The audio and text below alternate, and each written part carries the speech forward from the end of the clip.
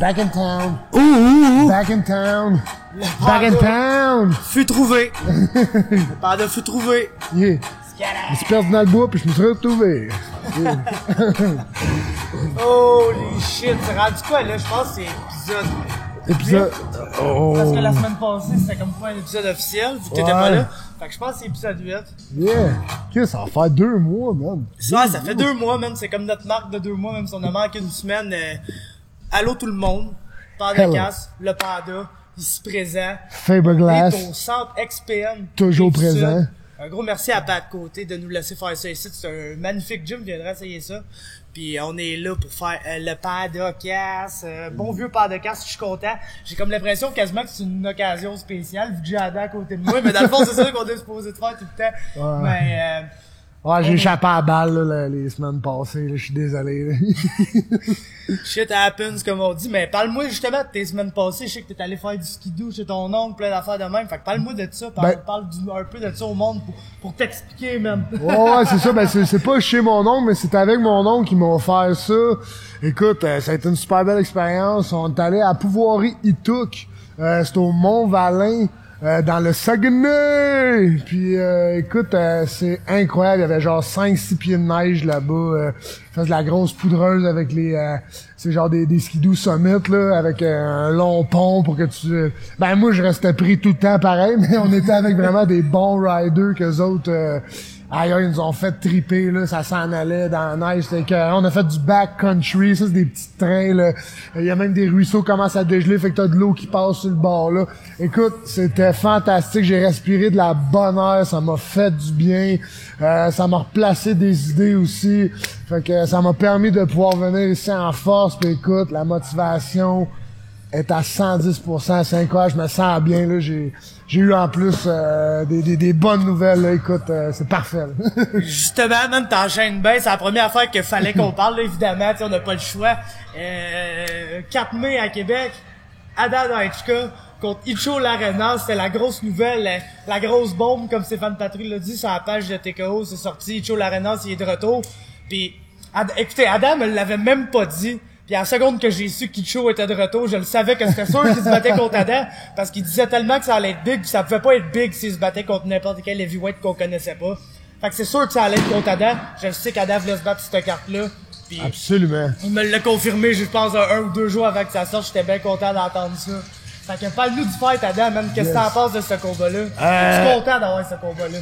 Écoute, je suis extrêmement content. C'est vraiment ce que j'avais besoin pour vraiment repartir la motivation. J'ai eu moi vous avouer, là, quand j'ai perdu ma ceinture, tout ça, j'ai eu un moment assez dark, assez deep. Puis là, je vois, ça me permet de voir la lumière au bout du tunnel pour être cheesy, si on veut, là. Mais non, pour vrai, je sais qu'avec une victoire contre Icho, ça serait illogique de pas me faire battre pour le championnat. Puis je veux vraiment avoir ma ceinture, c'est vraiment important pour moi. Puis Icho, écoute, c'est un ancien champion. OK, je suis plus champion, mais j'ai quand même eu une victoire de championnat ce soir-là. On peut pas me l'enlever. Je me sens plus comme le champion, mais je sais que personne m'a battu non plus. Fait qu'on pointe de New Blood contre le Old School. Écoute, je pense que ça va faire vraiment un gros show. Puis lui puis Steve Bossé sont en discussion pour le meilleur combat poids lourd.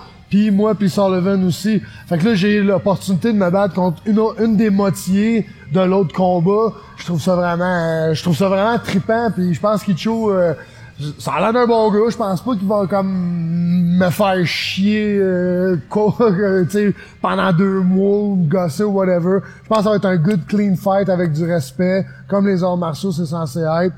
Puis écoute, je suis content de prendre un vétéran avec de l'expérience. Écoute, je peux pas être plus content que ça, honnêtement.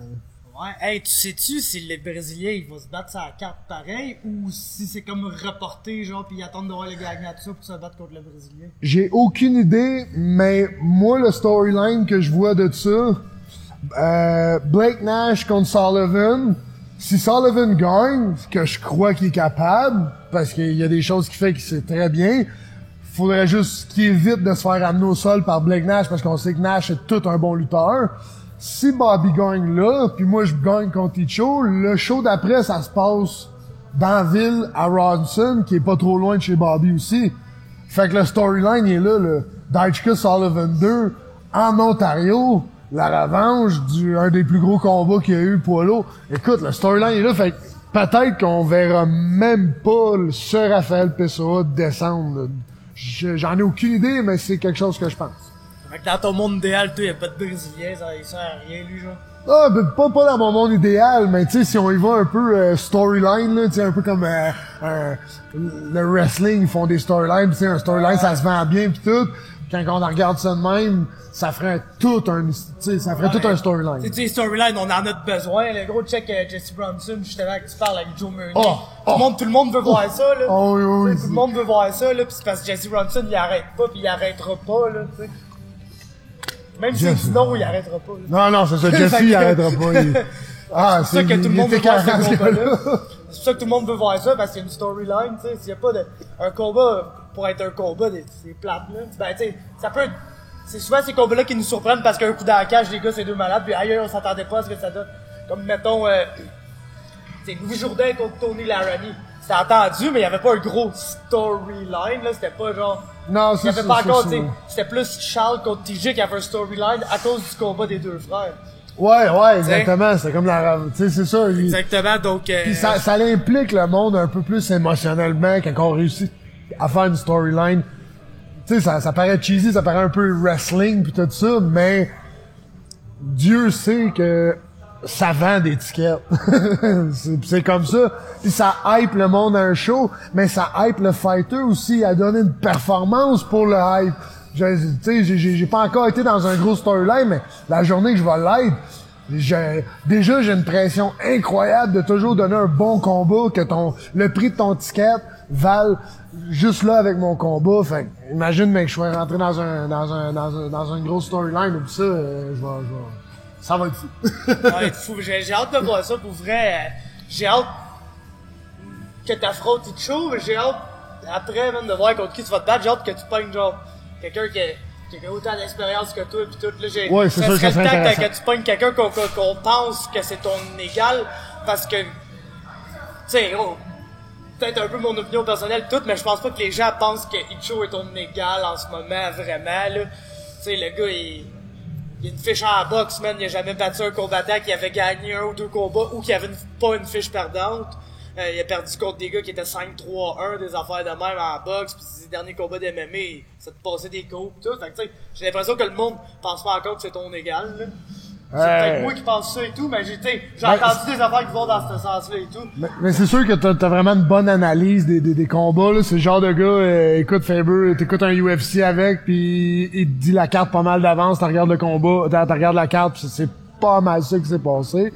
Fait tu sais, je peux comprendre tous les points de vue, mais tu sais, je le prends pas à légère, là. Tu sais, c'est un vétéran, il a plus de combats que moi, il a de l'expérience, mais moi, j'amène la jeunesse, j'amène de la rapidité, je crois vraiment que je suis plus rapide que lui, je crois que je suis plus robuste, je pense que je suis capable de me faire mal plus que lui est capable de se faire mal, puis non, si c'est mon égal, on va le savoir le soir même. Je peux pas, je suis pas du genre à vendre la peau de l'ours avant de l'avoir tué, là, mais je peux pas dire que c'est mon plus solide ou whatever, on va le savoir le 4 mai.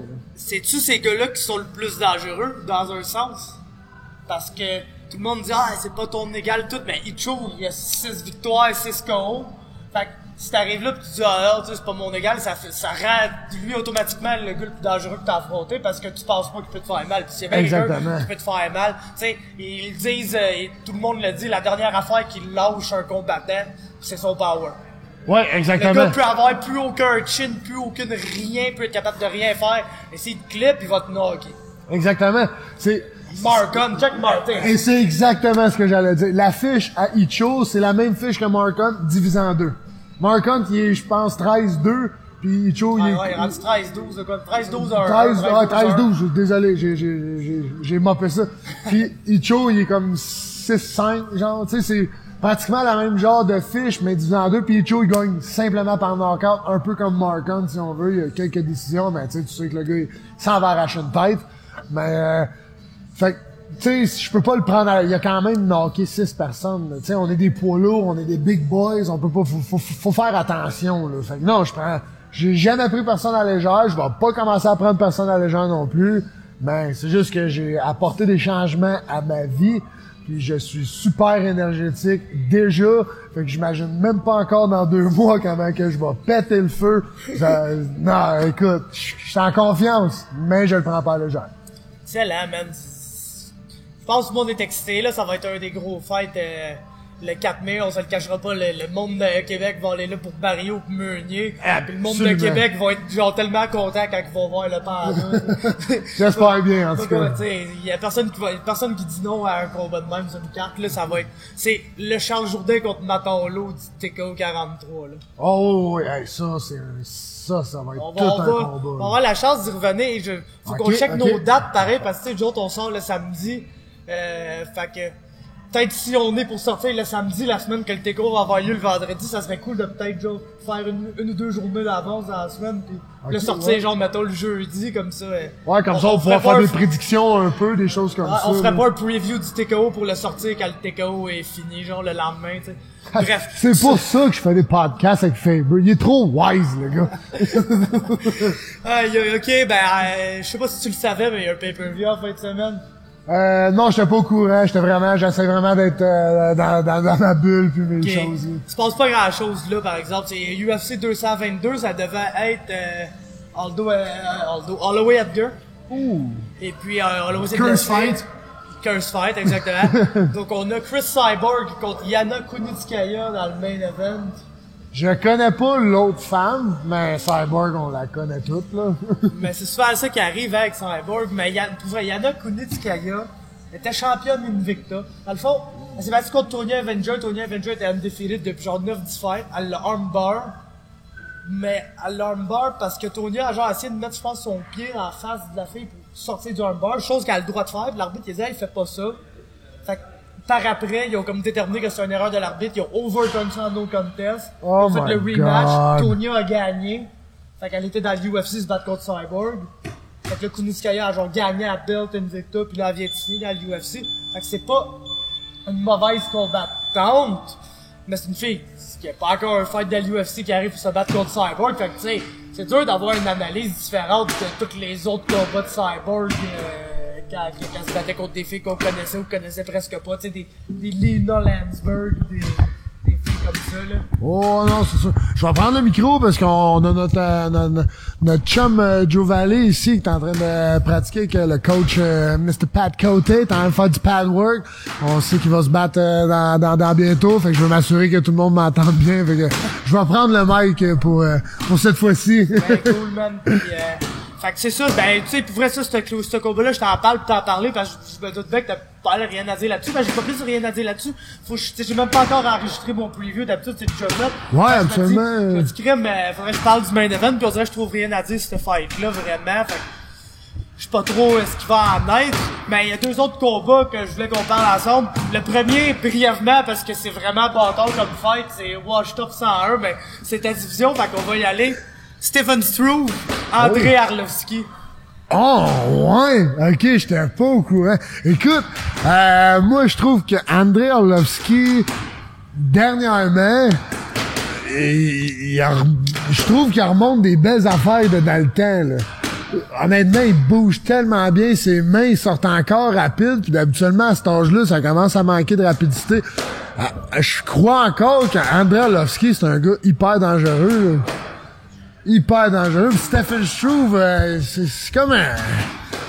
Merde, ce gars-là, je sais pas si c'est pas de chance ou je sais pas exactement c'est quoi, mais à grandeur qu'il a, il devrait tellement être un problème pour tout le monde, pis tout le monde a tellement vargé sur ce jeune-là, là. Wow. Moi, je te dis de quoi de même, man, ça fait peut-être aucun sens, ok?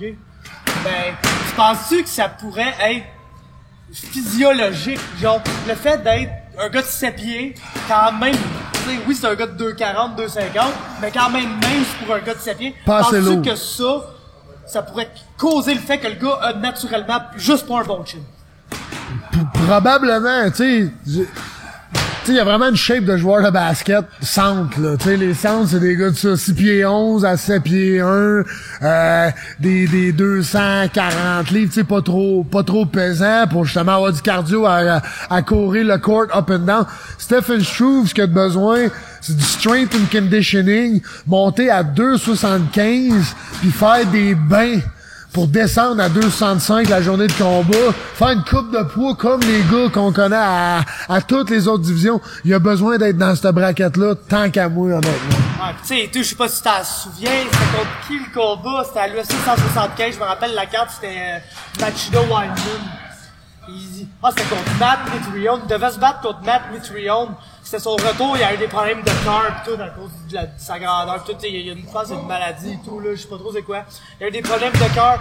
C'est pas pendant un an et demi, c'était supposé être son retour pis il a passé dans le vestiaire avant son combat pis tout. Fait ouais, non, c'est ça, on dirait... Moi, pour vrai, j'aime pas ça, le voir qui se bat. Je m'inquiète, man, je m'inquiète pour Stephen Struve. À chaque fois que je le vois dans la cage. C'est un peu ça, genre, tu sais, mais il a fait quand même il a fait un bon combat compétitif contre l'autre grand, là, de 6 pieds 7 russe, là. Ouais, Volkov. Volkov. Il a donné une bonne go à lui. Écoute, tu sais, il a quand même le talent, c'est un kickboxer, il peut sortir les knees pis tout, mais tu sais, genre, c'est triste des fois. Tu sais, Mark Hunt, à 1 pied de moins, il a cassé la mâchoire. Tu sais, c'est pas normal qu'un gars de 1 pied de moins que toi réussisse à 30. Tu sais, on dirait qu'il y a comme de la malchance un peu, ce gars-là. Pis tu sais, en plus, Arlovski, man, si on suit le pattern, quand il était plus jeune, il a perdu 5 combats consécutifs, il était supposément fini, il est parti sur une sale winning streak. Qu'il l'a emmené quand même loin dans l'UFC, jusqu'au moment où il se fasse knocker encore pratiquement 5 fois de suite en 5 combats. Puis là, il vient de gagner son dernier. Donc, c'est là logique, il est parti pour une streak, là. Ouais, non, exactement. Là, c'est logique. Puis les dernières fois que je l'ai vu, moi, honnêtement, j'ai trouvé que... Ah, contre Albini, je pense que c'était Albini, c'est ça. Il a été solide, il a gardé ça super basique, il a pas essayé de le knocker à rien. Je pense que c'est le combat que j'ai vu André Arlovski lancer le plus de gauche de toute ma vie. André Arlovski, c'est un right-handed fighter, là. Ouais, Corgan droite, quand ça va te lancer un jab pour te lancer un autre droite. Il va te lancer un hook, et si pas une straight, assis en arrière. Ben, c'était la rapidité qui pouvait effectuer ses coups que j'étais impressionné, moi, d'Arlovski, pour être honnête, à son dernier combat, à l'âge qu'il est rendu et tout. Je trouvais que, man, il y avait du pop après ça, il y avait de la rapidité, ok, peut-être qu'il allait moins fort, mais il a brûlé Albini incroyablement, là. Albini, après, genre, 6 minutes, je pense plus que ça ait tenté de parler au téléphone, là. Non, pis sûrement la plus grande menace de finish de Struve avion au sol, là. Avec ses grandes jambes, tout un gars qui a des très bons submission fighters, là, Stephen Struve. En fait, tu sais, c'est un submission fighter qui a jamais appris, genre, à se battre à la grandeur qu'il a, fait qu'il a de la misère à garder son range puis se faire rentrer dedans avec des grosses mains. Oh. Fait que, c'est dur de voir Struve vraiment péter Arlovski debout, là, dans ce combat. Oh, effectivement. Mais moi, on dit que je trouve ça, c'est drôle d'analyser des combats de deux gars de même que ça. Wow, je top raide, là, selon moi. Stephen Struve, c'est comme on dirait qu'il est coordonné comme un kid qui a passé de 14 à 15 ans, puis dans l'été, il a pris un pied, genre, pis c'est plutôt comme à mettre ses patins rendus à l'hiver, puis patiner, pis tout. Il a l'air de Snoop Dogg sur patin, Mais bon, gros, là, c'est assez, cette fight-là, là. Ouais. La vraie affaire de quoi faut qu'on parle sur cette carte-là, le gros, c'est un combat qui, moi, personnellement, me fait saliver, man. Frankie Edgar contre Brian Ortega. Oh, well, I know you love your boy Ortega. Ben, moi, j'aime mon boy Frankie en tabarnouche aussi, là. C'est ça l'affaire, je sais, c'est ça. Frankie, man, c'est la... Je me trompe pas, c'est un New Yorker, hein, ça. Là, c'est le Jersey boy. C'est ça, c'est le straight up New Yorker, tough shit, genre, I'm from New York, tu sais, du New York people are tougher than everybody. Tu sais, c'est un real, là, tu sais, c'est... Man, je l'adore, pis il y a no quit dans le vocabulaire à Frankie Edgar, là. C'est un malade, mais Brian Ortega, un dangereux, là, pis un jeune, là, qui est en train de vraiment se prouver dans la UFC, là. Ça va être tout un combat, ça. C'est un combat incroyable parce qu'écoute, tu sais, Brian Ortega, en tout du moins, n'a jamais gagné un combat jusqu'au moment où il a sauté sur une soumission out of nowhere. Mais c'est jamais arrivé que c'est pas arrivé. Mais fait que là, tu vas te dire, c'est sûr que Frankie le domine, c'est sûr que Frankie va put in work, genre. Fait que là, la question est, est-ce que Brian Ortega peut juste soumettre Frankie out of nowhere? Mais il l'a fait de façon tellement experte à tout le monde que faut se poser la question, même si, selon moi, il y a plus de chances de faire ça à Max Holloway qu'à Frankie Edgar. Mais c'est parce que Frank Edgar, c'est un gars brillant, là. Un des meilleurs lutteurs, une black belt, un des meilleurs boxeurs, un des meilleurs mouvements, in and out, un des meilleurs pace. Exactement, personne qui là. travaille comme Frankie, il y a personne qui va all-in comme Frankie à un pace de débile dans la tête pendant 15 minutes, 25 minutes, 224 minutes, t'sais. Frankie, ça a sac, là. Oh, fait que c'est comme, c'est impossible de pick Ortega là, mais t'as pas le choix d'être sur le bout de ton C tout le combat dès qu'il y a un moindrement du clinch ou de quoi, parce qu'Ortega, man, il a jumping guillotine comme Swanson. Entre toi pis moi, il l'a soumis 2 fois dans ce combat-là, là. Parce que comme Swanson, au premier round, s'il y avait 1 seconde de plus, il dormait, man. Le Anaconda Choke qui était ultra deep dans cette fight-là. Il y avait moindrement 1 seconde de plus. Quoi, c'était la nuit, là, pour Cobb Swanson, là. C'était locked in comme tu vas jamais locked in un Anaconda en MMA, là. Pis t'as le jumping Anaconda. Genre, dès que ça a pogné le clinch, boum, la tête, il allait chercher son Anaconda, c'est poussé que le gros.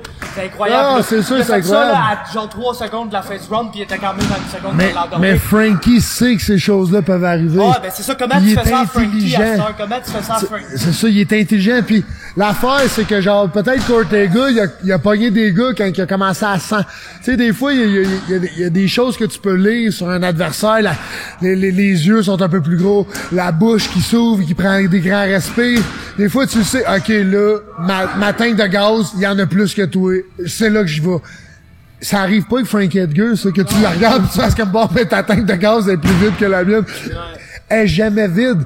Fait que c'est quelque chose de dangereux pour un gars qui réussit à pogner du monde, justement, dans les late round ou des choses comme ça, là. Fait ça, ben, tu sais, moi, c'est son dernier combat qui me fait capoter, là. Parce que oui, ça a toujours arrivé dans les late rounds. Mais pas son dernier combat, man. Son dernier combat, là, c'est au 2e round, man. On dirait qu'après le premier round, quand il a passé à ça de choquer Cobb, il est sorti au 2e round. Tu sais, Cobb, c'est un black belt et tout, là, non, Cobb, c'est pas non, exactement, c'est ça, man. Pourtant, le gros, Cobb, il a continué à pull in work, puis à la seconde près qu'il a clinché au 2e round, il a jumping guillotine. Cobb, il a essayé de le shake off. Il a réussi à s'ajouter, à mettre un pied dans la cage, puis en se remontant pour ajouter son angle, man. Genre, in motion, là, tu sais, ce gars-là, man, a des submission skills comme on a rarement vu. C'est probablement le meilleur grappler non brésilien en MMA en ce moment. En ce moment, oui, il est vraiment... en ce moment, il est vraiment quelque chose. En termes de submission, parce que sinon, le Khabib, c'est sûr, là. Ouais, non, mais Khabib, je veux dire, Khabib, il te smash, là. Lui, il te choke out. Ouais, Khabib, il veut juste te tuer, là. Il est brillant, Ortega. J'ai écouté des entrevues avec lui pis tout, pis il est conscient. Un combat, ça commence debout. Il est constamment en train de travailler sur son stand-up game. Parce qu'il dit, ça commencera jamais à terre. Puis je vais jamais non plus aller me pitcher sur mon dos de même, m'aider des coups de coude dans la face pour rien. Tout. C'est un jeune qui est brillant, pis il est au début de sa carrière. Il est pas très vieux, là, Ortega. Je pense là, qu'il est 13-0, de quoi de même. Il est pas très vieux, pas là. Très vieux, quoi. C'est plus que le temps avance, plus que ce gars-là devient, là. Ah, non, redoutable. Exactement. Fait que, tu sais, c'est... Non, ça va être un fight très excitant à regarder, là. Cool, man. Passons au next sujet. J'ai plein d'affaires que j'ai envie qu'on parle aujourd'hui. Alright, C'est toutes des affaires hot. Mais la première affaire, c'était notre liste, man. Je voulais qu'on fasse une liste parce que moi, j'étais un triple de liste. C'est un triple de liste. Dans le fond, c'est les 10 artistes. Tes 10 artistes préférés en ce moment même, là. Yeah. Genre, les artistes que t'écoutes là, le plus dans tes playlists, tout. Genre, l'artiste que si demain matin il sort un CD, là, tu vas freak de fuck off, tu vas juste vouloir, genre, rien faire de ta journée pis écouter ça en gros pour savoir ce qu'il dit. Fait que, j'ai fait mon top 10 avec, genre, une chippée de mentions honorables, là. Ouais, c'est ça, lui. Fait que, on va y aller dans l'autre. Je veux pas qu'on prenne trop de temps là-dessus, par exemple. Alright. Mais, je vais avec mes mentions honorables. 2 Chainz. Oh. Future. Denzel Curry. Malheureusement, Lil Uzi Vert, man. T'es rendu là pour moi. Lil Uzi Vert. 21 Savage. Yeah. Anderson .Paak. Et puis finalement, les 3 gars que j'ai vraiment eu, genre ça m'a tout pris pour pas les mettre dans ma liste, là. Mais ils méritent de l'être. A$AP Rocky, YG for Honid, pis Schoolboy Q. Alright. Moi, honnêtement, je suis comme un peu avec mes amis, tout, j'ai un little circle. J'ai eu de la misère à faire un top 10 sur celui-là pour en ce moment ce que j'écoute. Fait que je vais y aller que, mettons, mon numéro 10, puis c'est pas nécessairement pour l'artiste en tant que tel, mais c'est parce qu'il est souvent en featuring avec des artistes que j'écoute, puis c'est Drake.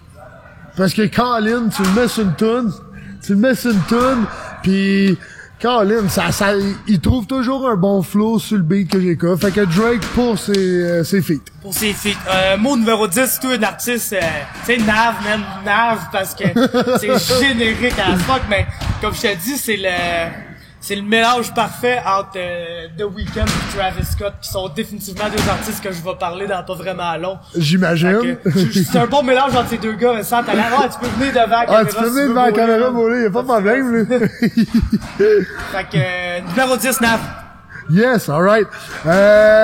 Numéro 9, écoute, Travis Scott. Je sais que c'est peut-être pas assez haut pour mon chum ici, mais Travis Scott, honnêtement, il est sur il fait plein de bonnes choses, puis plus que je l'écoute, plus que j'apprécie son côté beatmaker. Ouais, clairement. Numéro 9, Migo! Écoute, c'est du beat, c'est du beat de fou, man. C'est du big joke qui est fait pour ça. Ça, barnouche. Quand on me demande c'est qui c'est un shape d'Adonis là. là. Cameo, si vous me demandez c'est qui, vous irez voir une photo de TKO, le dude, il a déjà fait de la pesée en petite culotte. En barre à dessous. En barre à dessous. Fait que, c'est ça, gars. Numéro 9, Migos, passe pour nombre de beats random qui est pas particulièrement bon, mais qui se retrouve à être dans toutes mes playlists. Écoute, j'ai sorti une liste cette semaine des tunes que j'abusais le plus en ce moment, puis je pense que dans mon top 6, là, j'ai comme la nouvelle tune de La Fouine qui est absolument folle. Puis tout le reste, c'est du Migos pis du Post Malone. Ok, alright. So, moi, mon numéro 8, je vais avec les Migos, là. Migos! Mais plus, Quavo! Au début, je tripais Quavo à côté. Plus que ça va, là, Offset pis Takeoff, je les trouve doués. Ça, c'est une conversation complète qu'on pourra avoir. Où c'est le best Migos, mais fait que mon number 8, ça va être les Migos. On va couper ça. Mon number 8, il est là parce que c'est pas une all-time list ou une liste. Parce que, tu sais, ça, selon moi, moi, j'étais un gars de liste, là. Mes listes sont bien diverses. Ça, c'est pour vraiment en ce moment. Si tu me disais, moi, là, tes top 10 artistes, là, genre, en général, pas of all time, mais en général, ce gars-là serait probablement dans mon top 4. Peut-être pas, top 5, ce serait mon 5e probablement. Kanye West. Ok, oui, non, c'est sûr. Kanye West, pour l'ensemble de tout ce qu'il a fait, toujours Kanye West, Blood on the Leaves, reste une tune que j'abuse, on the daily, fait que regarde, Kanye West, man, straight up, numéro 8 pour moi. Yes, fait que mon numéro 7, pis c'est ça, c'est qu'est-ce que j'écoute en ce moment, là, c'est pas mon top 10 all time.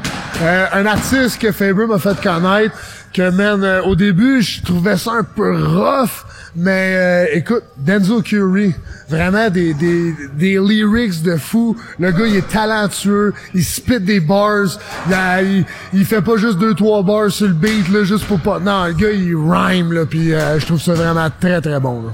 C'est la numéro 7, pis là, c'est là que je commence à me dire que tabarnouche que c'est genre, je comprends pas quand t'as quasiment pas pu faire le top 10, parce que moi, à partir de là, ça pourrait tout être mon numéro 1. Tu as capoté, là, mon numéro 7, c'est Joey Badass. Ok, oui, non, Joey Badass, On the Rise, ben gros. Probablement, je vais le dire, c'est probablement un meilleur lyriciste que Kendrick Lamar, selon moi. Kendrick. Heavy words. Kendrick contre les stories, man. Kendrick, il fait du rap qui change la société, les Black Empowerment, toutes ces affaires-là. Joey Badass aussi. Mais maudit que c'est bars, man. C'est un gars de bars, c'est un gars de New York, Brooklyn, mon gars. Il est né, genre, dans le hip-hop, tu sais que tu veux spit des bars, man. Il est grandi sur Jay-Z, sur tous les plus grands rappers, Biggie Smalls et tout. Fait que c'est vraiment ça. Dans faire quoi qu'il dirige, ça fait penser un peu à un jeune Tupac, dans le sens que peu importe, tu prends Joey Badass qui rappe sur n'importe quel beat, t'enlèves le beat, tu mets n'importe quelle chanson qui existe sur la terre, pis ça flow bien. Comme Tupac, tu coupes n'importe quelle chanson de Tupac, t'as mets sur n'importe quel beat, une tune de Céline Dion pis ça flow bien, là. Ouais, non, Tupac, c'est le flow pis Joey Badass, c'est lui qui se rapproche le plus de ça. Ouais, moi, c'est vraiment la tune Devastating que je trouve vraiment excellente de ce gars-là. Temptation, c'est ma tune Land of the Free, vraiment, mais Joey Badass, moi, ça. Et là, je suis rendu à mon number 6, si je comprends bien, c'est ça? T'as-tu dit ton numéro ça? Ouais, je le dis avant tout, dans le fond, je pense, ouais, c'est ça. C'est quoi la dernière que t'as dit? T'as dit Denzel Curry en haut, ouais, c'est ça. Fait que, c'est ça, je suis rendu au number 6, 21 Savage. Un gars que j'aimais pas tout quand j'ai entendu au début. À force de l'écouter, écoute, il y a son petit vibe de ralenti, là, pis c'est pas pire. C'est parce que ça, plus tu l'écoutes, plus tu comprends sa gimmick, tu comprends que c'est pas vraiment une gimmick, man. Le gars, il est bien désintéressé. C'est sûr qu'il est désintéressé. Tout le monde qui aimait dans la vie s'est fait tuer, genre. Fait que, le gars, il a plus aucune émotion ni rien. C'est pour ça qu'il rappe de même. Fait que, moi, j'aime la gimmick 21. Numéro 6. Ça me fait mal de le mettre là, man. C'est Jermaine Cole, man. J. Cole. Oh, yeah. Qui est un de mes top 4 artistes en ce moment, là, J. Cole. Mais son dernier CD me fait pas chier, là. Mais c'était pas le J. Cole que j'attendais. Puis tu sais, en ce moment, il sortirait un CD, je serais pump, mais pas autant que les autres que je vais dire sur ma liste, man. C'est ça qui est là, man. Yeah. Donc, moi, je vais poursuivre. Avec, écoute, y a peut-être pas du monde qui savent que j'écoute ça dans la vie, c'est mon petit côté un peu plus tendre. The Weeknd. Mais le gars, plus tu l'écoutes, plus tu te rends compte, il est freaking raw. Puis il dit des choses que genre, man, c'est wow, c'est hard pareil là. Dans son genre, c'est freaking hard. Ouais, c'est vraiment numéro 5, The Weeknd. Alright. Trop moyen, j'ai une casquette exo, yo, The Weeknd. Moi, je tripe ce gars depuis 2011. Pour être frais avec toi, plus qu'il sort de la nouvelle musique, plus que je trouve ça ordinaire. Mais les tunes, comme mettons Sidewalks, Reminder, même Starboy, là, c'est hard quand même, là. On se le cachera pas. Fait que tu sais, quand il sort des tunes qui sonnent comme le vieux Weeknd de 2011, ou le vieux Weeknd de genre, avant Beauty Behind the Madness, avant I Can't Feel My Face, ça me fait triper raide, pis un gars que j'aime aussi beaucoup sur ces features-là, okay. On s'entend que c'est probablement le seul artiste que quand il fait une feature sur ta tune, ça va sonner comme une Weeknd song sur ton CD. Ça peut pas être... Quand The Weeknd est sur une tune, c'est parce que ça sonne, c'est une The Weeknd song. Ouais, effectivement, c'est très vrai. Pas l'approprier à la tune, faut que tu sois solide dans la crise pour outwork The Weeknd, sa propre tune. Même Kendrick a pas été capable selon moi. Oh, fait que, écoute... après ça, je vais y aller avec... écoute, lui, ça serait probablement dans mon... si j'avais un top 10 all-time, le gars, il est peut-être même dans le top 3, là. Mais en ce moment, je l'écoute un peu moins. C'est Kevin Gates. Le gars, écoute, il est tellement vrai. Il est tellement... il a vraiment son style à lui aussi, pis tout. Puis... il a vécu toute une vie là, puis il a pas peur. Il a pas peur d'être, comme si on veut, émotionnel ses chansons, même si c'est un gros gorille, pis ça, ben j'apprécie ça honnêtement. Cool, man. Mon numéro 4, genre, c'est mon flavor of the moment, je vous le cacherai pas, y a pas une toune de lui que j'abuse pas complètement, man. C'est Post Malone, man. Fucking Post Malone, le gros gars. Gros, j'ai tellement hâte que tu sortes un CD, je sens que je vais juste écouter ça, c'est tellement smooth, c'est tellement parfait. Oh, le champ, le champ Barrio vient d'arriver pour le training de lutte. Ah ouais, c'est ça, pas gros. Post Malone, man. Cœur des derniers temps, ouais. Moi aussi, ça suit mon number 3 avec Post Malone. Écoute, j'aime son vibe. J'aime même ses chansons I Fall Apart pis tout. Là, pour vrai, j'aime ça. Ça fait. Moins, là, mais oui, je trippe moins, mais même ça là, je l'aime. Il y a des temps que je vais l'écouter que ça va être bon. Pour vrai, j'apprécie vraiment que il y a des gars qui arrivent un peu dans le beat, si on veut, puis qui sont capables d'amener vraiment un nouveau genre à ça, puis ça c'est très apprécié, je trouve. Ça l'ouvre les ce musiques. gars-là, il est blasté, il va avoir changé de quoi un moment donné, je le sens, man, pis tu sais, le gros, c'est con, là, mais ma tourne en ce moment, en 2018, c'est une tourne de 2015 de Post Malone, c'est too young, je peux pas arrêter de l'écouter, c'est que ma tourne, genre, depuis, je l'abuse, là. Même avec tous les albums qui sont sortis récemment, Culture 2, le nouveau album de Nipsey Hussle, qui a des tunes complètement débiles là-dessus. Je peux pas arrêter d'écouter Post, sa nouvelle tune Psycho et tout, je m'en vais abuser ça, raide, là, dans pas long, là. Culture, là, la Culture 2, la tune avec Post. C'est la meilleure tune. Ah, ben, et voilà. La tune avec Post, sa merde. Donc, ouais, c'est ça. Numéro 3 pour moi, il va toujours être un top 3 juste par le fait qu'il existe. The King himself, le Kendrick Lamar, King Kendrick, man. Rien de plus à dire, gros. King Kendrick, man. T'écoutes le rap, tu peux pas l'avoir quelque part, gros. C'est Ouais, non, c'est sûr. King, man. C'est le gars, man, qui lead la wave, là. C'est lui, man. C'est de moi, c'est sûr que Kendrick serait dans un top de all time parce que, man, c'est trop solide, mais il m'a vraiment précisé de ce que j'écoutais en ce moment. Ouais, c'est ça, le but fait que, mon numéro 2, ça et tout, c'est peut-être un out of the blue pour tout le monde. Mais quelqu'un que j'apprécie vraiment beaucoup, je trouve ça vraiment triste qu'il soit mort, ça fait à peu près 4 mois, Lil Peep. Écoute, c'est un son qui est ultra weird au début, mais que genre, man, c'est tellement unique en son genre. Je trouve vraiment que c'est comme le Kurt Cobain de nos jours. Il a pris tout ce qui est relative, puis il a fait son avec. Puis c'est vraiment à plate qu'il a fallu qu'il meure pour que je commence quasiment à l'écouter, genre. Tu sais, c'est ça. C'est dommage, mais ces tunes sont vraiment bonnes. Ah, moi, tout, man, c'est un des gars que je commence à le plus écouter, là, vraiment Ben Struck, Problems. Chaque Problem, ça va genre... Awful Things, man, elle est écœurante. Hey, j'ai vu une vidéo quand Post Malone, quand il se fait son petit tatou dans la face, il écoutait Awful Things sur repeat, man. Fait que, on s'entend que l'inspiration est là, man. C'est fou comment que les gros face tattoos, genre ici, all over, man, sont devenus populaires chez les Blancs depuis, Pete. Pete, c'est un gars qui changeait à rythme. Louche, man. En plus, on voit ses couilles. Attention, je vais mettre ça sur YouTube. Moi, je veux pas me faire censurer à cause de ça. Même Good Charlotte, ils ont repris Lil Peep. C'est un malade, Bolé. This guy is just crazy. Pas pour rien qu'on dit tout le temps qu'Alex Bolé, faut que ça soit un model, man. Ce gars-là, il a tellement ça à poil montrer son corps, man. Il y a personne qui aime montrer son corps comme Bolé. Ça pour dire que, ouais, Lil Peep, donc, numéro 2 pour moi, t'en as parlé tantôt, Travis Scott, man, je peux pas attendre, man, de son prochain CD, gros. Le CD avec Quavo, c'était juste à gas pour moi, il y a du beat écoutable, il y a pas de tune incroyable là-dessus, c'était juste à gas, man, je veux un CD de Travis Scott. J'ai peur, man, j'ai peur qu'on l'ait perdu, lui, man. Parce que Butterfly Effect, c'est une bonne tune. Black and Chinese, je l'aime sur son album avec Quavo. Je trouve le beat, c'est ça, c'est les constructions des beats de cet album-là que j'apprécie plus que vraiment les chansons. Hey, il se fait lancer un chèque de TKO sur le side. It's a late check, but it's still a check. Check, cash, fast. Ben ouais. Fait que Travis Scott, je peux plus attendre, man. J'ai un de mes coups de cœur des dernières années. Puis la musique qui s'abuse le plus dans l'humanité. Là, tu peux mettre ça en background, ça met une musique de background. C'est de la musique qui s'abuse. Quand tu prends une tune de Travis Scott et qu'elle commence à jouer, elle va jouer avec. Cet été des barbecues, it's gonna be playing. Genre Goosebumps, là, ça a joué puis ça joue encore. Ah ouais, absolument. So, c'est dur à skipper, genre, dans l'iPod. Goosebumps, c'est tout comme Goosebumps puis Pick Up the Phone, des affaires comme ça. J'ai la misère à les skipper encore. Je vais y aller avec mon number 1 puis écoute, ça, il serait probablement peut-être même numéro 1 sur une liste de all time. Puis c'est quelqu'un que j'ai recommencé à réécouter parce que j'avais comme arrêté un peu d'écouter.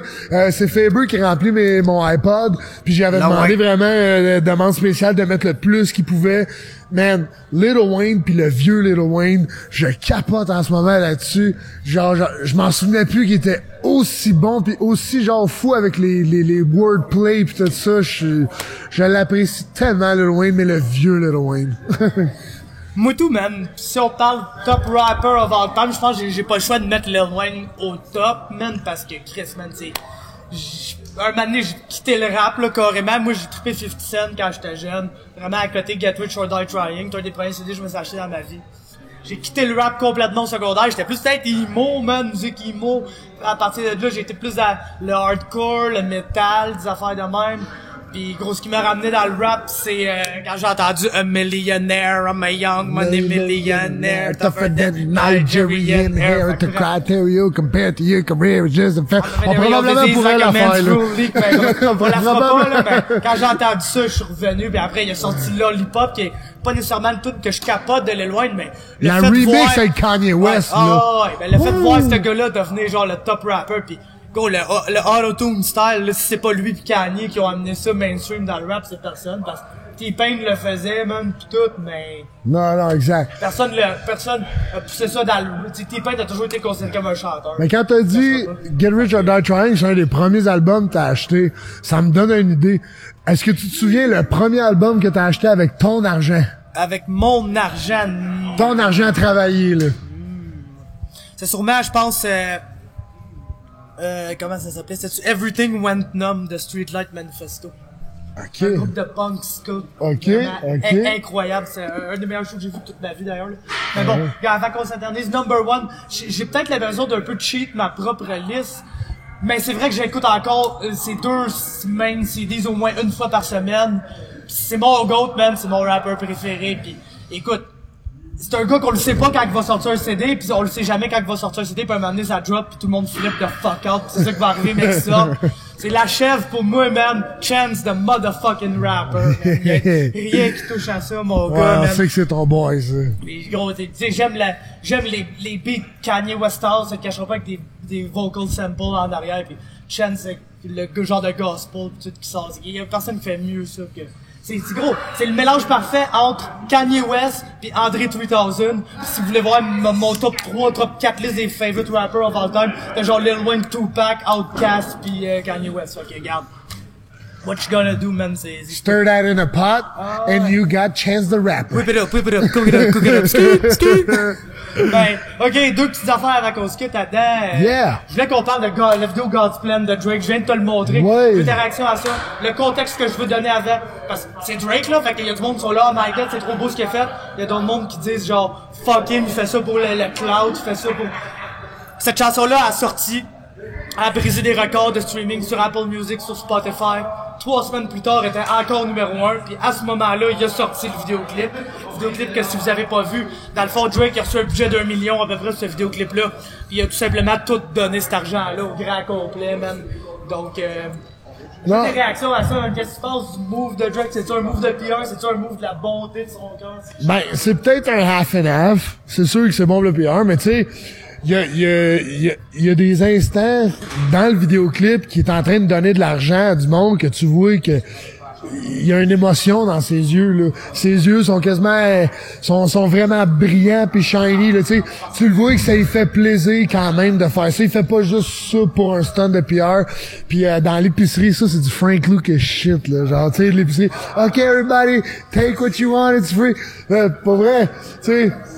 Tant mieux, man. Puis genre, j'espère qu'il va faire plus de ça. Puis j'espère qu'il va s'embarquer dans plus d'affaires de communauté, dans plus d'affaires de peut-être tiers-monde, des choses comme ça. Mais non, pour vrai, j'ai trouvé ça très excellent. Là, je trouve ça bien qu'il fasse ça. C'est quand t'es en position de pouvoir, do great things with it. Puis ça, pour moi, c'est un great thing.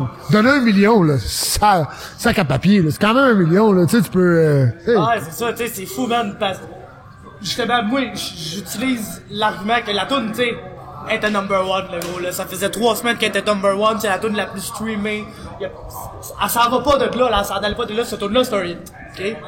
Pis, je vois plus ça comme, il a pris un hit, une toune qu'il savait qu'elle allait avoir des millions de views sur son vidéoclip, pour faire de quoi de bien, man. C'est gros, son label, il a donné 1 fucking million, man, pis il l'a donné, genre. Ouais. Il l'a donné à des gens, man. Il est pas obligé de faire ça, là. Non, c'est ça. Pis, il y avait un gars qui a pas besoin de cet argent-là pour faire un vidéoclip, il a fait, check, je vais pas utiliser mon million pour aller chercher des bitches and money and cars. Puis on s'entend-tu, un campaign de PR, t'es pas obligé de dépenser 1 million non plus, là. Non, il aurait ça. pu donner la moitié, il aurait pu, tu sais, non, il l'a tout donné, il en a pas de besoin. Fuck, good job, Drake. Fait que ouais, c'est ça, c'est excellent pour le PR, mais c'est incroyable, man, c'est incroyable ce qu'il a fait. Pis gros, la dernière affaire de quoi je veux te parler, man, c'est le sujet d'actualité au Québec. Je sais pas si t'écoutes ça. La série Fugueuse, man. Non, mais j'étais allé à l'école avec Yes McCann. Exactement ce que je veux te parler, parce que le monde, ils savent pas que c'est lui, Damien, là, le méchant Damien, là. Ce gars-là, c'est un rappeur québécois, Yes McCann, des Dead Obies, qui est probablement le groupe québécois le plus connu en ce moment. C'est un peu du hip-hop québécois. Le son est tellement bon. Dead Obies, puis c'est ça, Jean-François Ruel, Yes McCann, T'es allé à l'école avec Adam Daichka. J'étais allé à l'école. Nous autres, le midi. C'est ça, ben, on savait que c'était un artiste, ce gars-là. Le midi, quand on savait que lui faisait de l'impro, le midi, on se dépêchait à manger, puis on voulait jamais manquer son impro. C'était malade. Puis il était avec Antoine Bossé, puis aussi, c'est quoi son nom? Mais lui aussi, il est rendu dans le... Antoine Bossé, lui, il est plus dans l'humour, mais il y en a un autre qui est dans l'humour aussi. Il a fait de la relève, tout ça. Fait qu'on savait que c'était genre censé d'être un artiste, ce gars-là. Il était incroyable. Il est tellement comique, là. Peut-être qu'il a pas un rôle comique du tout, mais ce gars-là, il est comique, il est drôle. Puis c'est un bon gars aussi. Pour vrai, va falloir que j'aille la streamer parce que j'écoute pas de câble, rien, mais il va falloir que je commence à écouter ça, cette émission-là. Ça m'intéresse vraiment beaucoup. Ouais, écoute, Panda Gotta Go Train! Yeah, man, on va sacrer notre 4 sites, mais il est tellement pas aimé là, dans cette série-là, là, en plus. Ouais, c'est tellement un bon gars. Mais c'est parce qu'il joue le personnage du pimp. Bon, mais quand t'es un bon... C'est du la petite fille, genre, pis qu'elle force à se prostituer. Quand t'es un bon gars, pis que tu joues un rôle que le monde taillit à cause de ton rôle, comment tu peux plus justifier que t'es un bon acteur? Exactement, donc good job, man, Jean-François Good job. Ouais, c'était pas mal bruyant tantôt dans le gym, il y avait plein de choses qui se passaient, donc j'ai oublié de faire une petite transition, chose qu'il fallait que je fasse parce qu'on a une entrevue avec Ferrette Duprat cette semaine au Père de Casse, entrevue que vous en allez voir à l'instant même. Fait que enjoy. Bon ben salut tout le monde, on est avec Fred Duprat tel que promis. Comment ça va, man? Quoi de neuf depuis la dernière fois qu'on t'a vu dans la cage? Ça va. Depuis, dans le fond, c'est quand? C'était 8 septembre? Ben, c'était pas le dernier, c'était l'autre d'avant. Ben oui, mais c'est parce que, justement, ça se pouvait me battre celui d'après, mais comme vous savez tous, ça est arrivé un petit malentendu avec Keith Lee. Ouais. Qui m'a coûté un petit 2 mois de temps. Mais c'est bon, ça m'a juste donné je te dirais un autre 2 mois de grind de plus. Là, j'ai deux camps d'entraînement dans le corps. Je suis plus que prêt que jamais pour le 16 mars. Cool. L'affaire que je voulais bien gros savoir, quand t'as appris que le combat de Keith Lee allait pas avoir lieu, c'est quoi que t'as fait? T'es-tu allé au gym t'entraîner plus fort ou t'es allé te bouffer un paquet de crème à glace? Tu veux savoir la vérité? Ouais, ben, tu peux... Sur le coup, premier shot, avant, ils m'ont dit, attends, Fred, on va te trouver quelqu'un, tout. Puis là, après ça, à chaque fois qu'il y avait un nom, le gars, il pull out. Il y a un nom, le gars, il pull out. Fait que là, ça a duré, après 4 gars, j'ai fait, là, ça suffit, parce que, on s'entend que, tu sais, quand t'es en mode diète, dernière semaine d'entraînement, t'es quasiment, tu sais, mentalement, c'est tough, là, tu sais, puis là, c'est encore plus dur, je sais pas si je vais avoir un adversaire ou pas. Oh. Tu me vois-tu encore? Ouais. Moi, dans le fond, après, je te dirais, une couple de jours, après le 4e gars qui a pas l'autre, j'ai dit, gars, ça suffit, moi, je suis out, là, tu veux dire, ça suffit de niaisage, puis tu sais, je voulais avoir le temps aussi de rembourser beaucoup de monde, parce qu'il y a beaucoup de monde qui voulait venir à mon combat pour venir me voir, moi. Tu sais, je trouve ça dommage, quelqu'un qui paye. Tu sais, les billets sont pas donnés non plus, là. Fait que j'ai eu le temps de redonner. La plupart du monde ont eu tout leur argent. Moi, c'était ça ma plus grosse peur. Je voulais que tout le monde soit heureux, puis c'était ça mon objectif.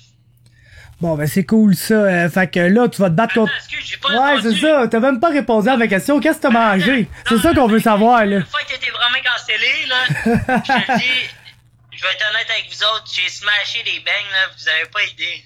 Quelle sorte? C'est ma tradition, normalement. C'est ma tradition. Quand je finis un combat, c'est ma gâterie. Je traverse une boîte de bangs. C'est sûr et certain. T'es Morton ou Krispy Kreme? Ouais. Normalement, c'est Krispy Kreme, mais là, je te dirais, j'ai un nouveau favori. C'est, j'ai de la misère à dire le nom, c'est leche de dessert. C'est genre des bangs, genre, ils sont incroyables. Sérieusement, j'ai rien à dire, ils sont malades mentales. Faudrait que j'essaye ça. T'as-tu déjà essayé les Mr. Puffs? C'est genre les trous de bang, il y a ça au 10-30, là, c'est incroyable, man. Ah, ben, moi, je suis un gars de Laval, pis il y en a un aussi à Laval. Ok, ouais. Pis, mais Mais ça, c'est riche, là, tabarnak. Même si moi, j'ai peur avec les Monsieur Puff, c'est de juste pas arrêter. Tu sais, vous savez, je vais tout pas traverser la boîte. Moi, je suis quelqu'un, si tu m'enlèves pas la boîte, ça va être, tu sais, je vais parler, puis à force de parler, je vais en manger. Je vais en manger, puis au bout de la ligne, il y en a genre plus. Ouais, moi tout, ça a toujours été un problème pour moi que j'aille faim ou pas, s'il y a de la bouffe en avant de moi, j'en bouffe. C'est, fait que... Moi aussi. Des fois, t'es à un stade, tu peux même plus en prendre, là, t'es là, mais elle est là devant toi, pis t'es là, bonne petite pige dedans, pareil, pis, en tout cas, super, man, fait que, une boîte de bain, tu t'es dans une boîte de bain, ça me donne le goût d'aller le faire, mais, je vais arrêter de parler de ça, là, c'est un peu chiant pour toi, on s'entend au stade que t'es. Mais sérieusement, je me sens super bien, c'est rare que je peux te, man, je te le dis, c'est, ce shot-là, à date, ça va super bien. J'ai pas de trouble, normalement j'ai des rages, des choses de même. Là, c'est plus le fait que je peux juste pas. Tu sais, vous savez, j'ai pas faim, mais tu sais, c'est le fait que je peux pas que j'ai le goût d'en prendre. Ouais, c'est sûr. Quand t'as pas le droit de faire de quoi, t'as toujours envie de le faire pareil, tu sais, surtout quand c'est la bouffe, là, la bouffe, ça paie en fait son temps. Mais écoute, moi, je vais être bien franc avec toi, tu m'impressionnes vraiment, ben, dans la cage, c'est sûr, mais tu sais, on t'a vu pro pendant quoi, 1 minute et demie, 2 minutes à date, mais tu m'impressionnes de par ton professionnalisme autant, tu sais, quand que je t'ai abordé pour dire, tu voulais-tu venir faire le podcast, là, tout de suite, t'étais le premier que t'avais des dates, des heures pour moi, toujours, man, au-delà de tes affaires, t'es déjà avec un nutritionniste qui suit GSP pis tout, t'es dans un gros camp où t'as toutes tes affaires, ton mindset m'impressionne vraiment pis c'est ça que je veux comprendre, même comment tu penses, comment tu réfléchis, parce que tu réfléchis différemment de beaucoup de combattants, faut que je te l'avoue, man, pis c'est ça qui m'intéresse dans tout de comprendre, comment ça, si jeune dans ta carrière, t'es déjà avec un mindset qui est complètement malade selon moi, là. Parce que moi, je suis confiant de qu'est-ce que je peux faire. Je pense qu'à mon avis, je peux devenir le meilleur 135 au pays, puis c'est pas une blague. C'est juste qu'il faut bien que je m'encadre. Faut que je le fasse avec step by step. Tu sais, vous savez, je suis pas un gars qui va caler, genre, JC Arnett, là, à mon prochain combat. Je trouve ça, c'est pas, il y en a qui sont game, il y en a qui puis tu sais, tu me dirais, tu me l'offrirais, ok, il y a des chances que je le prenne. Mais je suis quelqu'un qui aime aller étape par étape, puis j'aime ça m'encercler.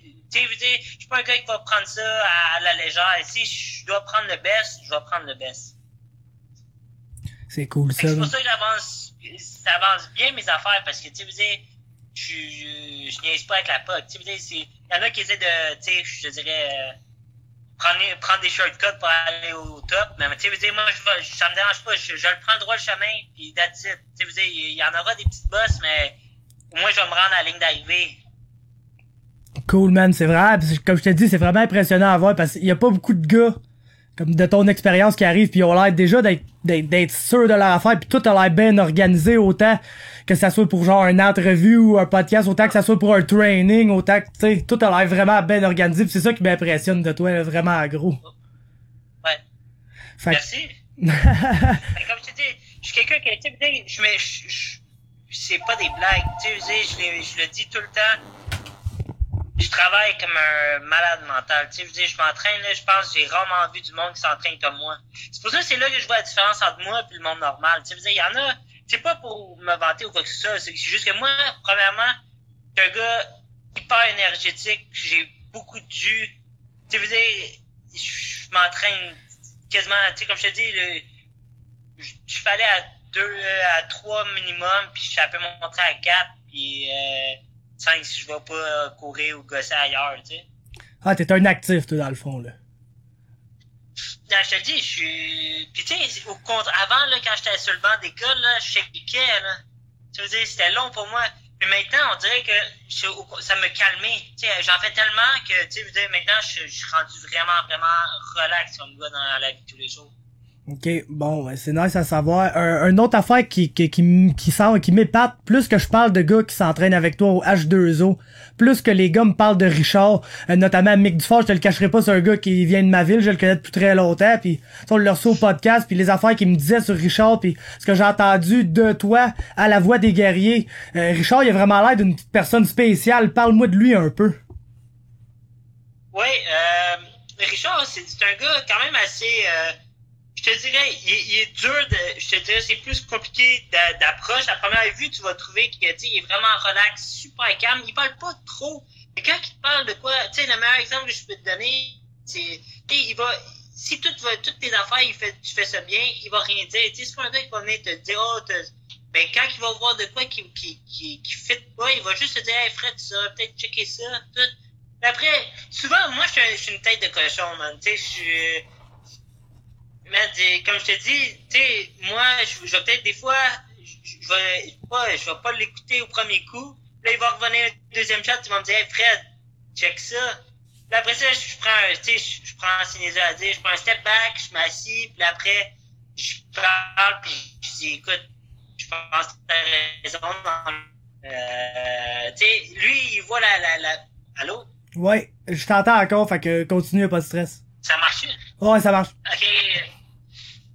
Mais c'est ça, lui, il va, tu sais, c'est ça que j'ai expliqué aussi à quelqu'un, c'est que un coach, l'affaire qui est bon, c'est que tu vois l'extérieur de la photo, tu sais. Quand t'es dans le round, souvent, tu pars, des choses comme ça. Dans ta tête, tu dis, oh man, ça a super bien été, des choses comme ça. Il m'a même pas fait mal, il y a rien qui est rentré. Des fois, quand tu regardes la vidéo, t'es genre, ah man, ça aurait pu être dangereux le shot qu'il m'a lancé finalement. Ouais, puis lui, il est vraiment. Tu sais, je trouve que, tu sais, Richard, il a l'expérience. Et tu sais, souvent, moi, quand j'ai un problème, tu sais, c'est des choses que lui, il a déjà vues. Fait que souvent, c'est ça que j'ai à dire, tu sais, c'est comme un père, tu sais, le père, c'est une des plus grandes références parce que justement, lui, il a beaucoup d'expérience de vie. Exactement. Fait que moi, je le vois comme expérience de fête. Richard, c'est mon père d'ici. C'est ton père du MMA. Puis qu'est-ce que Mick me dit, ça a un peu dans cette direction-là que, tu sais, Mick, il va faire, je pense, il va faire du jiu à bel oeil une fois de temps en temps. C'était là, puis il dit c'est vraiment la personne qui m'a réussi à mettre tout ça ensemble puis à me faire comprendre le MMA comme étant vraiment un tout, mieux que tout le monde. C'est vraiment Richard. Puis lui aussi, il est venu me dire, c'est pas un gars qui parle vraiment, mais quand il te parle, c'est tout le temps important ce qu'il te dit. Fait que... C'est bien le fun de voir, vous êtes un ben beau team au H2O, il y a plein de jeunes qui sont en train de pousser de là en ce moment, pis tu sais, autant des rangs amateurs, là, pas mal de monde qui parle de Brandon Lee aussi, pis pas mal des gars dans ton gym, fait que c'est intéressant à voir la suite des choses pour vous parce que vous êtes tous en train de monter ensemble, pis c'est ça qui est nice de voir toute une gang de jeunes qui montent ensemble. Ben c'est ça qui est le fun, tu sais, on a toujours la personne qu'il nous faut pour nous entraîner aussi avec. Ouais, vraiment. Fait que ça va être. C'est une belle affaire. L'autre affaire que j'ai besoin de te le demander, parce que je l'ai demandé à tous les fighters que j'ai interviewés depuis que c'est arrivé, c'est le random drug testing de TKO. Je veux savoir à peu près l'opinion de tout le monde là-dessus. Fait que qu'est-ce que t'en penses? Ils vont voir que je faisais un mauvais mot en crise du lait au shotgun. C'est bien correct. Non, moi, ça me fait... Tu sais, moi, au contraire, j'ai toujours été pour ça. J'ai jamais été un gars trop drogue, des choses comme ça. Tu sais, de la bière une fois de temps en temps, tu sais, du fort. Tu sais, j'ai pas été vraiment un gars, même jeune. Tu sais, c'était pas pour moi, cette affaire-là. Tu sais, je te dirais, tu sais, que j'étais comme tout le monde, mais moi, j'étais plus un gars sur le party, sur la bière, des choses comme ça. That's it. Fait que toi, t'es-tu content que ça arrive, ça? Ça te donne-tu comme une assurance de dire, genre, mes adversaires, ils seront pas sur la sauce, là? Je vais être bien content, c'est qu'il y a beaucoup de monde qui me disent, Fred, man, t'es gros pour 135, ou des choses comme ça. Moi, j'ai juste hâte que le gros, quand ils vont me tester, je vais dire, gars, check. Oh, vous êtes pognés vraiment avec moi, là. Vous êtes vraiment pognés avec moi. C'est tout natural, cette affaire-là, pis... Fait que... C'est cool, tu me disais que t'es un gars actif dans la vie, t'as de la misère à rester en place à l'école pis tout. Je le sais que c'est peut-être pas le meilleur moment pour te demander ça parce que tu dois être bien gros dans ton training en ce moment avec le combat qui arrive pis tout. Mais quand t'as pas de combat, qu'est-ce que t'aimes faire en dehors du combat? C'est quoi que tu tripes à aller faire, mettons, quand t'as une journée libre? Man, je te dis, franchement, j'aime aller manger, man. Les déjeuners, man, je tripe au bout. Mais même à ça, je garde toujours, man, je te le dis, je suis genre tout le temps quasiment, tu sais, je suis toujours actif, je m'entraîne quasiment, tu sais. Pour moi, c'est pas juste ma job, j'aime ça m'entraîner. Tu sais, je te dirais, la fight, c'est le petit chose que j'aime moins, ça, que la diète. Mais parce que moi, ma grosse drogue, c'est gagner, man. Je suis accro à gagner. T'sais, je te le dis, ça me chute dans la tête, ça a pas d'allure. C'est ça qui me permet aussi de me pousser à des limites, man. Que j'arrête pas, tu sais, je dis, chaque fois je me dis, man, faut que je fasse la coche de plus que l'autre, plus. Puis justement, puis ça vient que, tu sais, même toute ma carrière amateur, j'ai eu des bons résultats. Là, mon début pro est encore la même chose. Puis tu sais, c'est pas voulu, je te dirais, c'est pas voulu finir, tu sais, à date, je te dirais, sur tous mes combats, tu sais, j'ai beaucoup de premiers rounds, mais c'est jamais voulu. Tu sais, c'est, à mon avis, tu sais, mon frère m'a tout le temps dit, hey, Fred, tu fights comme tu t'entraînes. Et je m'entraîne pour être le best. C'est ça qui arrive. T'as-tu peur un jour qu'il arrive de quoi pis tu perdes pis que ça te joue dans la tête parce que t'as perdu, ou tu vis quand même bien avec la défaite même si t'aimes vraiment gros gagner? J'ai perdu une fois ouais, amateur, ouais, c'est ça. Tes derniers combats, me semble? Non, mais ça, c'est parce qu'il il manque un combat sur Tapologie et je me suis rebattu après ça. Ok, ouais. Mais le gars, justement, j'ai accepté le combat à une semaine et demie d'avance. J'étais 5-0, toutes des finishes, genre quasiment premier round. Tu sais, ça me jouait dans la tête parce que, justement, j'étais rendu trop confiant.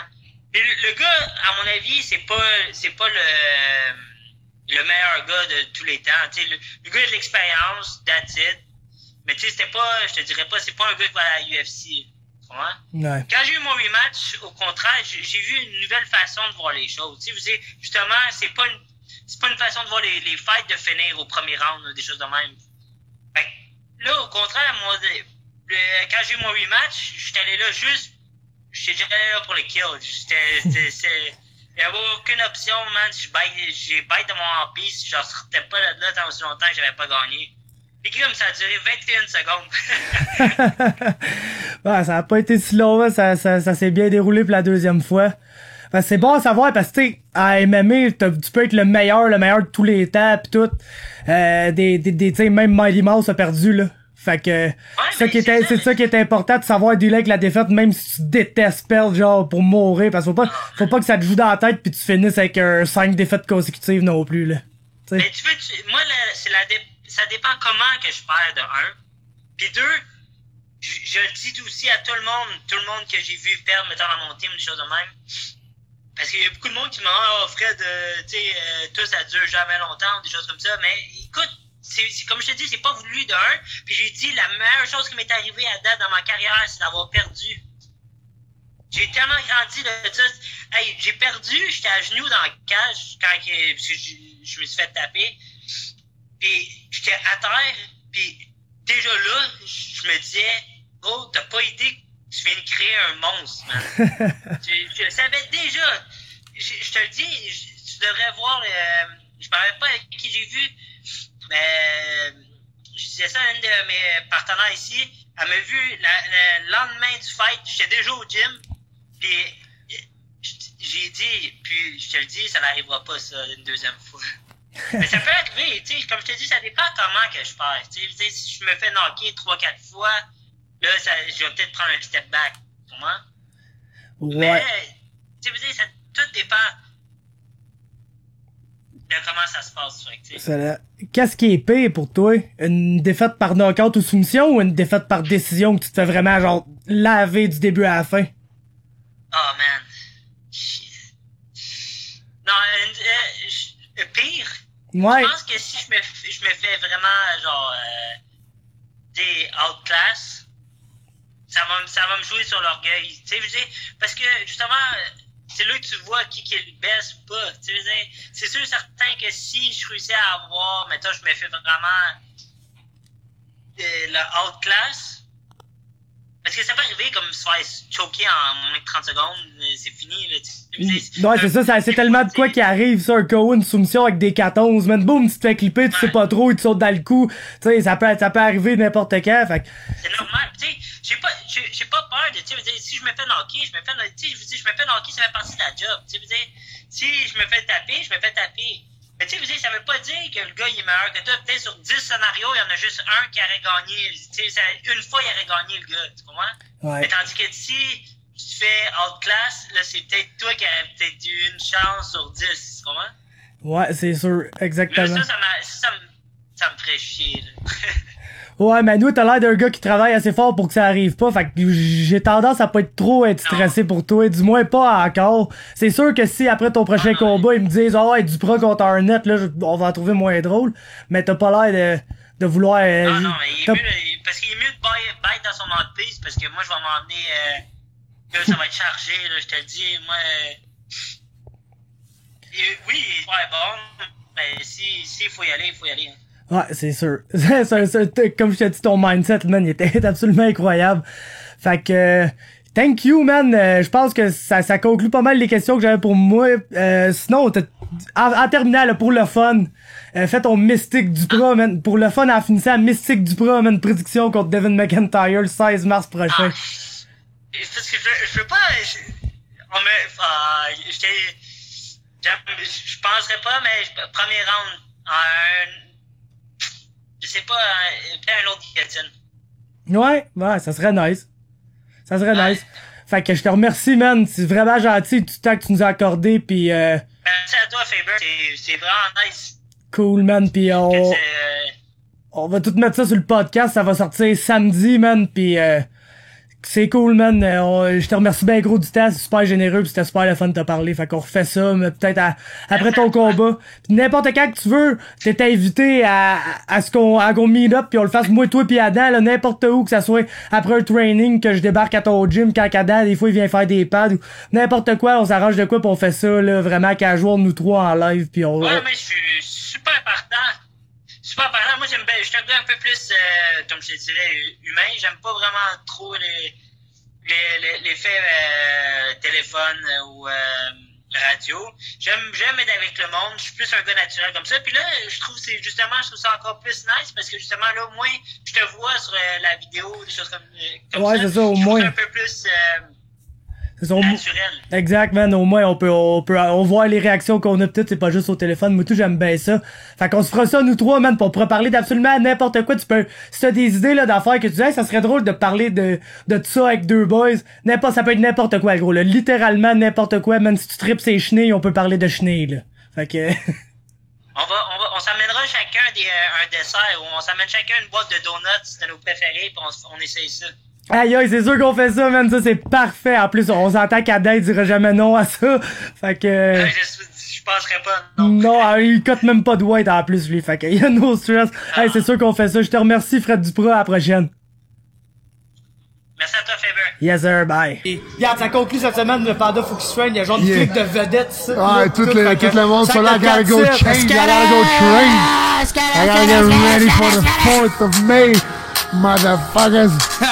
Contre Icho, man! Oh yeah! Contre Icho, ça va faire mal ce combat-là, man! Ah, let's go! I'm gonna bring the pain! Just like Brock Lesnar! Un camion de pas de côté! We got everybody here! Bye tout le monde, à la semaine prochaine! Yeah!